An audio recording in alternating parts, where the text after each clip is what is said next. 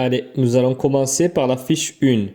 Donc, le principal avantage du système de freinage anti-bloquant est-il de réduire les distances de freinage? Non, comme son nom l'indique, il sert à éviter que les roues se bloquent. Question 2.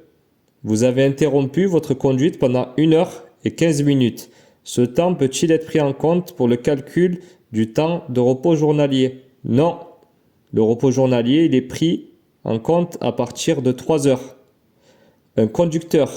Pour la question 3, un conducteur effectuant un transport de matière dangereuse dans un véhicule fourgon doit-il obligatoirement avoir suivi une formation particulière? Oui, c'est ce que vous allez passer sûrement, l'ADR. Question 4. Votre véhicule isolé a un PTAC de 16 tonnes. Sur route à double sens, quelle est la vitesse maximale autorisée? Réponse 80 km/h. Pensez bien à l'unité de mesure. Quelle est la charge utile d'un véhicule dont le PTAC est de 19 tonnes et le poids à vide de 7 tonnes? Donc le résultat, c'est on prend les 19 tonnes de PTAC et on soustrait le poids à vide. Donc 19,7, ça donne 12. On pense à l'unité de mesure, 12 tonnes. La lettre de voiture, pour la question 6. La lettre de voiture doit détailler la nature des marchandises transportées. Vrai ou faux? C'est vrai.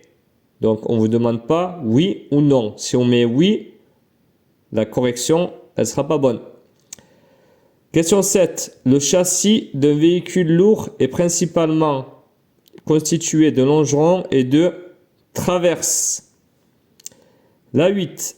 Si dans la même journée vous avez conduit un véhicule avec un chronotachygraphe à disque après avoir conduit un véhicule avec un chronotachygraphe numérique, devez-vous utiliser un disque vierge? Oui. Donc les disques, il y a une durée de 24 heures dessus. Question 9. Ce signal m'indique un arrêt d'autobus. Vrai ou faux? Faux. Donc on ne met pas non. C'est faux. Donc ce signal, il va indiquer une voie obligatoire pour les bus. Donc panneau bleu et rond, c'est une obligation. Question 10. Un chiffre doublé, exemple 33, dans le rectangle du haut de la plaque orange placée à l'arrière d'un camion signifie produit à polluer les eaux. Vrai ou faux?